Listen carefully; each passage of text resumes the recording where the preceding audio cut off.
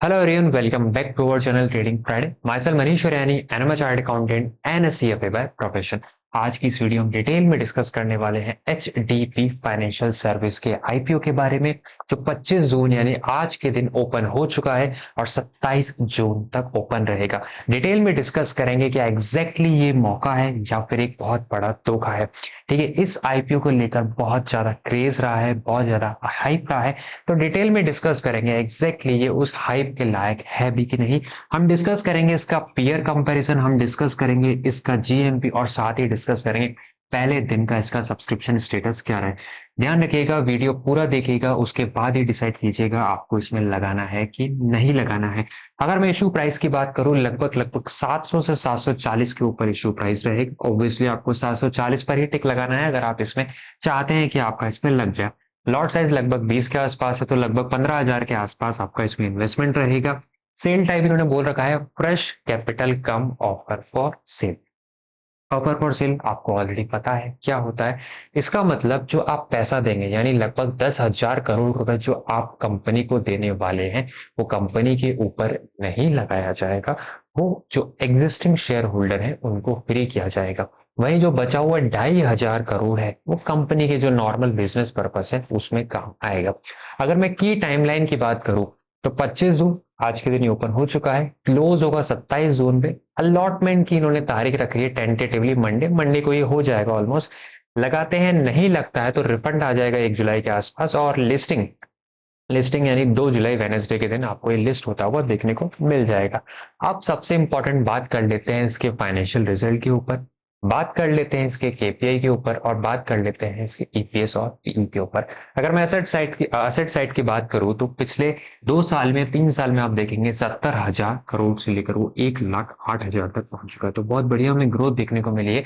वहीं अगर मैं रेवेन्यू साइड की बात करूं तो रेवेन्यू साइड पे भी हमें ग्रोथ देखने को मिली है। पैट भी थोड़ा बहुत बड़ा है, ऑल्दो लास्ट ईयर के कंपैरिजन में अभी मुझे गिरता हुआ देखने को मिला है। इसके लिए एग्जैक्टली एग्जैक्टली क्या रीजन हो सकता है, हो सकता है कोई एक्स्ट्रा ऑर्डिनरी आइटम हो, वो भी हो सकता है। एबिटा की बात करूं, एबिटा पॉजिटिव है, नेट वर्थ भी पॉजिटिव है, रिजल्ट सरप्लस है कंपनी के पास। और कंपनी के पास लगभग लगभग 87,000 करोड़ की बोरोइंग है, यानी जो असेट साइज जो बढ़ रहा है कहीं ना तो उसके सामने आपकी बोरोइंग भी बढ़ रही है।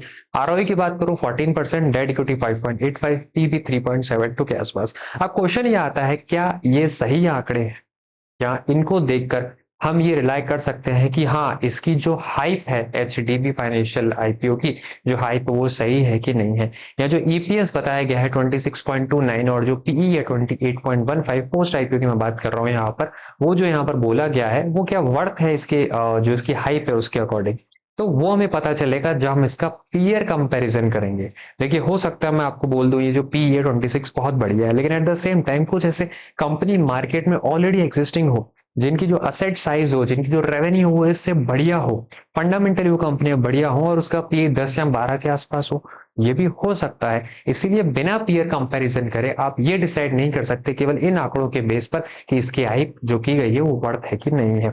चलिए आगे बढ़ने से पहले छोटी सी रिक्वेस्ट, अगर आपने अभी तक हमारे चैनल को सब्सक्राइब नहीं करा है then please make sure to subscribe our channel as well. लगभग 1700 सब्सक्राइबर का हमारा गोल है, 1697 ऑलरेडी हो चुके हैं, we just need 3 more subscriber. चलिए पीयर कंपैरिजन पर चलते हैं। अगर मैं पीयर कंपैरिजन की बात करूं, एचडीबी ऑलरेडी आपको पता है 27 के आसपास है और एनएवी 198 के आसपास है, एनएवी एक बार के लिए छोड़ देते हैं। अगर मैं बजाज फाइनेंस की बात करूं, इसका जो अर्निंग प्राइस है वो 26.89 के आसपास है, लेकिन जो इसका पीई है 34.3 के आसपास है। जो अगर अपने एचडीबी की बात करी थी तो एचडीबी के केस में आपने देखा था जो पीई है वो 28.15 के आसपास का हो जाएगा। यानी कि यानी कि जो बजाज थोड़ा सा ज्यादा हाई वैल्यूएशन पर है। लेकिन अगर मैं सुंदरम फाइनेंस की बात करूं तो 28.10, एल&टी फाइनेंस मात्र 17 के आसपास, एमएनएम 14 के आसपास, चोलामंडलम अगेन थोड़ा हाई है, श्रीराम फाइनेंस मात्र 13 के आसपास। यानी मार्केट में कंपनियां अवेलेबल हैं, इस टाइम लिस्ट भी है जो इससे कम पीई पर अवेलेबल है। लेकिन कभी भी जब भी आप कंपैरिजन करना बैठे ऐसी कंपनी का जो लोन बांटती है, वो डिपेंड करता है कि उस कंपनी ने कितना लोन बांटे, कितना उसका एनपीवी है, एनपीए है सॉरी, कि जो डूबत खाता अपन बोलते हैं, हो सकता है अगर आप मैं श्रीराम फाइनेंस की बात करूं, श्रीराम फाइनेंस का जो पी आप देख रहे हैं 13 के आसपास है, मात्र 13 के आसपास है, पर हो सकता है इसका असेट साइड बहुत कम हो सकता है इसके एनपीए बहुत ज्यादा हो। तो ये चीजें भी आपको डिटेल में जाननी चाहिए, उसके बाद ही डिसाइड करना चाहिए आपको लगाना है कि नहीं लगाना है। वही पेयर कंपैरिजन मैंने कंसोलिडेट पे पर यहाँ पर लगा रखा है। आगे बढ़ने से पहले एक और चीज बोल देता हूँ, we are not SEBI registered, तो इसमें लगाना है कि नहीं लगाना है ये प्योरली आपका डिसीजन रहेगा। This is pure for education purpose. HDB की मैं अगर लोन बुक की बात करूं, ये आंकड़े लगभग है, एक्यूरेट कंफर्म आंकड़े नहीं है कि एग्जैक्टली सही आंकड़े नहीं हो सकते, लगभग इतने ही आंकड़े हैं। एचडीबी का जो लोन बुक है वो 1,06,800 के आसपास है, इसका क्रॉस एनपीए 2.26 है और नेट एनपीए चल रहा है 0.99 के आसपास, यानी लगभग 1% के आसपास एनपीए। वही मैं बात रिपीट करूंगा, केवल एक कंपनी का देखकर आप ये डिसाइड नहीं कर सकते कंपनी सही है कि नहीं है। अगर मैं बिजनेस फोकस की बात करूं तो कंज्यूमर लोन में बांटती है, यूज्ड कार लोन, मतलब डाइवर्सिफाइड बिजनेस है, अपन ये बोल सकते हैं डाइवर्सिफाइड है, किसी एक जगह केंद्रित बिजनेस नहीं है। पेरेंट कंपनी उनको पता है एचडीएफसी फाइनेंस बैंक है, क्रेडिट ट्रिपल ए केयर और क्रिसिल को दे रखी है। बजाज फाइनेंस 4 लाख की लोन बुक है, 4 लाख की लोन बुक है, उसके सामने मात्र 0.44% का इसका नेट एनपीए चल रहा है।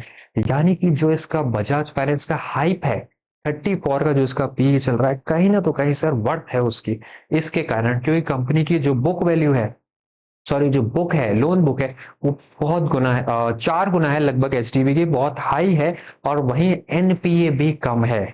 तो इसकी हाइप जस्टिफाई हो रही है बजाज फाइनेंस की, एचडीबी की अभी तक नहीं हुई है। टाटा कैपिटल के आंकड़े ठीक नहीं हो सकते, क्योंकि यहाँ पर ये एस्टिमेट फिगर लिया गया है 1,24,670 का है, इसका एनपीए 0.4% के आसपास है। ज्यादा नहीं बोलूंगा क्योंकि आंकड़े कंफर्म नहीं है, लेकिन यहाँ पर ये भी डाइवर्सिफाइड है, retail, home, business and car loan सब में है ये भी। आदित्य बिरला फाइनेंस 1,26,351, अगर एनपी की डिटेल अवेलेबल नहीं हो पाई, लेकिन एक कॉर्पोरेट को लोन देता है, एसएमई को लोन देता है, रिटेल को लोन देता है। मुथूट फाइनेंस जिसकी हम बात कर रहे थे, शायद 13 या 14 के आसपास का आईपीओ था, शायद मुथूट या 13, श्रीराम फाइनेंस का था शायद 13 के आसपास का आईपीओ। तो 2,63,000, 2,63,000 की लोन बुक है श्री राम फाइनेंस की, लेकिन इसका जो एनपीए चल रहा है 2.5% के आसपास चल रहा है। 2.5% के आसपास एनपीए काफी ज्यादा हाई नहीं लगता आपको? देखिए पहले अपन ने क्या बोला था, 13 का पीई है कंपनी, अंडर वैल्यूड भी बोल सकता हूँ, ये ठीक ठाक वैल्यूड भी सकते हैं, सस्ती कंपनी बोल सकता हूँ। लेकिन फिर मैंने आपको बोला एनपी पर नजर मारिए, 2.5% का एनपी, ये थोड़ा पेन पॉइंट हो सकता है। लेकिन इसका रीजन क्या है, अगर हमें रीजन पता चल जाए इस 2.5% के एनपी का, तो हम बोल सकते हैं कि नहीं कंपनी ठीक है। रीजन है इसका, देखिए vehicle, MSME and personal loan. MSME छोटे लोन होते हैं, पर्सनल लोन में भी डिफॉल्ट होते हैं, व्हीकल लोन में भी अधिकतर डिफॉल्ट होते हैं कंपेयर टू अदर लोन, इसके कारण इसका एनपीए थोड़ा ज्यादा है। तो ओवरऑल कंपैरिजन आपके सामने है, हर एक चीज का रीजन जानने की कोशिश कीजिए, उसके बाद ही आप इसमें अप्लाई कीजिए। अब बात कर लेते हैं जीएमपी की, तो जीएमपी इसका चल रहा है 52 के आसपास, जी हाँ, लगभग 52 के आसपास का जीएमपी इसमें चल रहा है। यानी आप इसमें एक्सपेक्ट कर सकते हैं 7% के आसपास, 7% के आसपास प्रॉफिट आपका हो सकता है। अगर ये जो डेटा है ये चेंज हो सकता है कल, अगर सब्सक्रिप्शन अच्छा मिला। ठीक है, राइट नाउ अगर मैं सब्सक्रिप्शन की बात करूं तो शायद आज का जो आंकड़ा है वो 30 to 35% के आसपास यहाँ पर आज के दिन या आईपीओ सब्सक्राइब हुआ है।